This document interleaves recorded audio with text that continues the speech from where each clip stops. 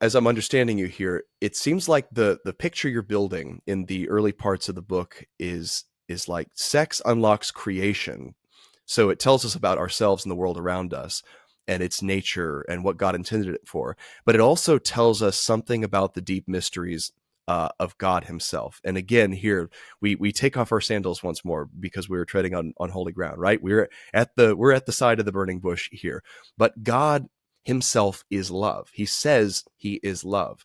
And He says that creation is His means of revealing Himself to us. He says something about Himself. So the theologians will say, look, if you were to do a pie chart of the things that creation reveals about God versus the stuff it doesn't, the stuff that it doesn't reveal would be infinitely greater than the stuff it does reveal, right? Because God is so immense and incomprehensible. But there are still those things that we can learn. And one of the things we learn is that God is love. So you have this image. Actually, there's actually a picture in the book of this African statue that you came across, and I love this because it brings us into sex as more than just this like isolated act between two people. And this is where the book really, for me, just like took off, because sex is an act. It's a thing we are, but then it's an act that produces the family. So this talk about this statue and what you think, cautiously, reverently we can start to say about God because of this.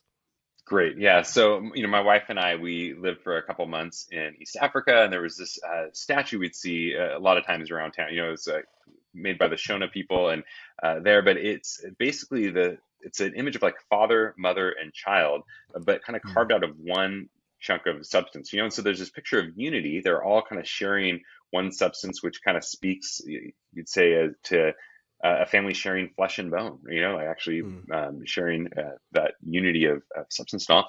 And yet they're very three distinct persons, and they're embracing one another in a communion of love. And it's this interesting picture, I think, where you have both the particularity of these three persons, father, mother, and child, and yet you also have this picture of powerful unity of sharing kind of one nature, like our human nature, and one substance of flesh and bone. And Mm. so, one of the things that I've been really influenced by is John Paul II, his work Theology of the Body, which is widely considered one of the most significant works on the body and sexuality of the 20th century. And he explores this idea of the family as like an icon of the Trinity, right? As actually a window into the tripersonal nature of God. And as you mentioned, this is holy ground. We need to, there's healthy and unhealthy ways of approaching this, but to try and unpack the idea a bit here. So I use the language of lover, beloved, and love. Mm. And a favorite Where does that image for come the from? yes, that's a favorite image for the Trinity in church history that many have used, that language of lover, beloved, and love.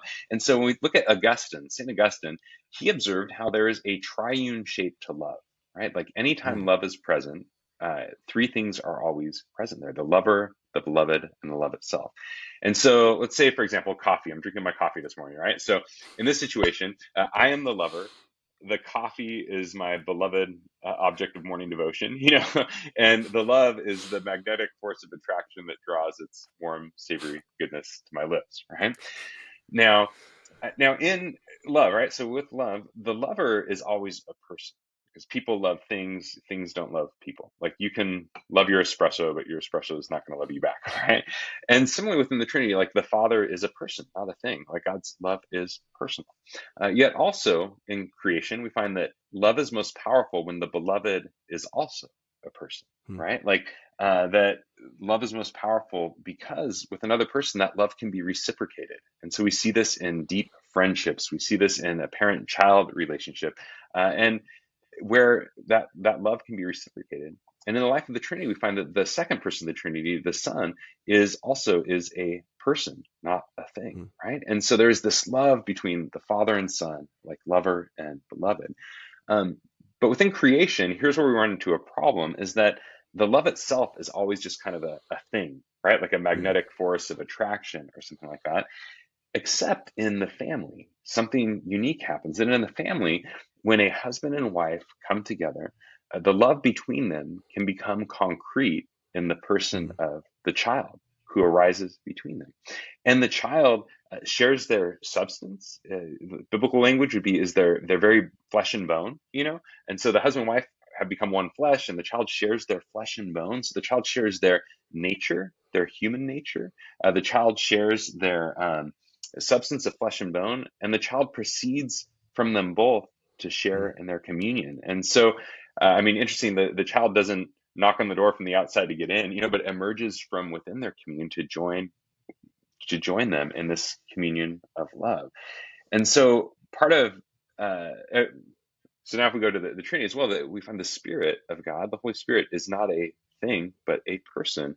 And so Mm-hmm. John Paul II, and again in his Theology of the Body, he makes the case that God designed the family to reflect something mysterious. Like, God is different. God is not a literal human family, but God Right. designed the family, he argues, to reflect something of his divine love as Trinity. That love, through both its unitive and its procreative dimensions, it gives us a window in some mysterious way into the inner life of the Trinity as an eternal communion of love.